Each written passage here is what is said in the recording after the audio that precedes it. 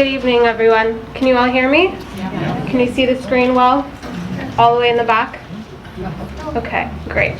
So my name is Dania, and yes, I'm the co-founder of a country called Syria, along with my mother. So my presentation is going to cover just the brief history and the roots of Syria. We kind of like to bring a more human side to the country that a lot of people are not seeing clearly because of what's going on right now. So I'm going to take you through a journey of different parts of Syria.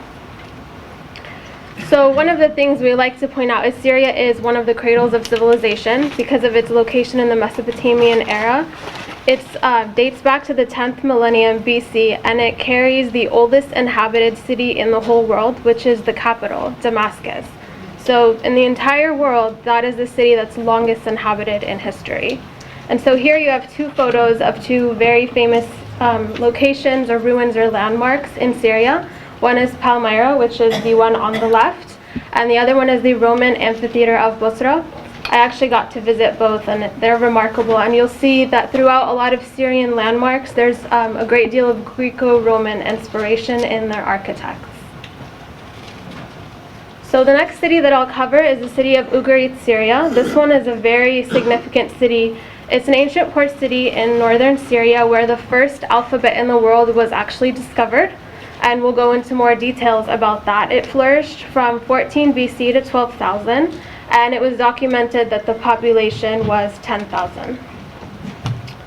It was a very famous city for being independent, its own kingdom. It was known for having the strongest naval power as well as direction, so they were like the GPS of the neighboring cities and countries.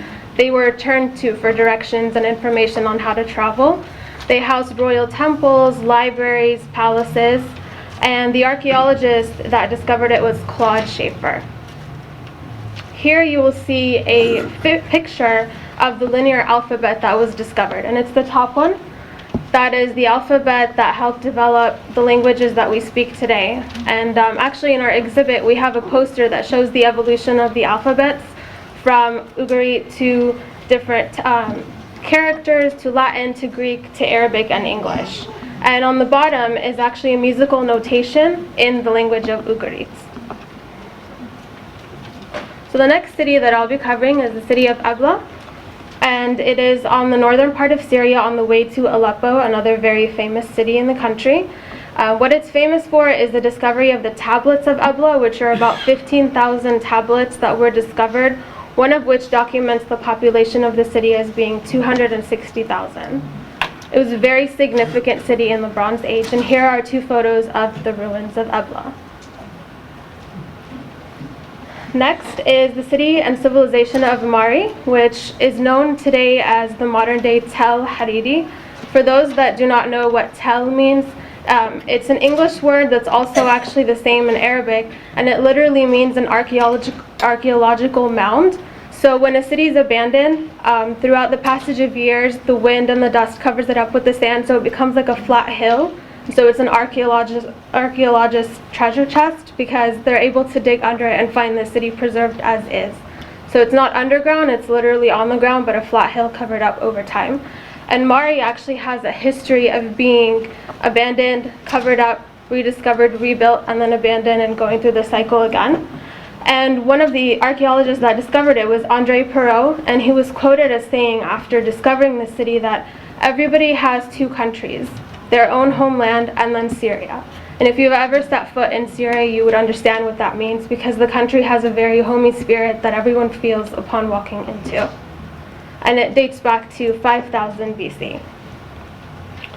The next city that I'll be covering is Ma'lula. It's the only place where Aramaic is still spoken.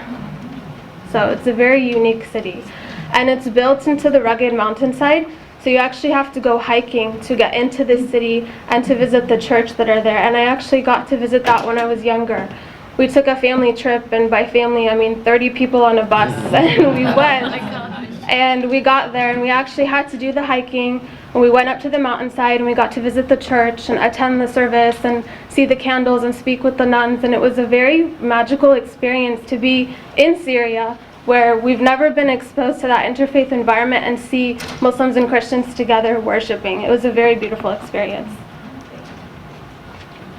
And last but not least, Damascus, which is the capital of Syria. And as I mentioned earlier, it's the oldest inhabited city in the world. It is named one of the UNESCO World Heritage Sites, which is actually a very common thing for a lot of the Syrian cities. The UNESCO World Heritage Sites are plenty in Syria before the revolution started. And it's also nicknamed the City of Jasmine because it's famous for the jasmine flower and fragrance. And here are two photos, the Umayyad Mosque of Syria on the left, which is on the backside of a very famous ancient market in Syria, and there are photos of that marketplace and their kiosks and vendors on the back table of ours.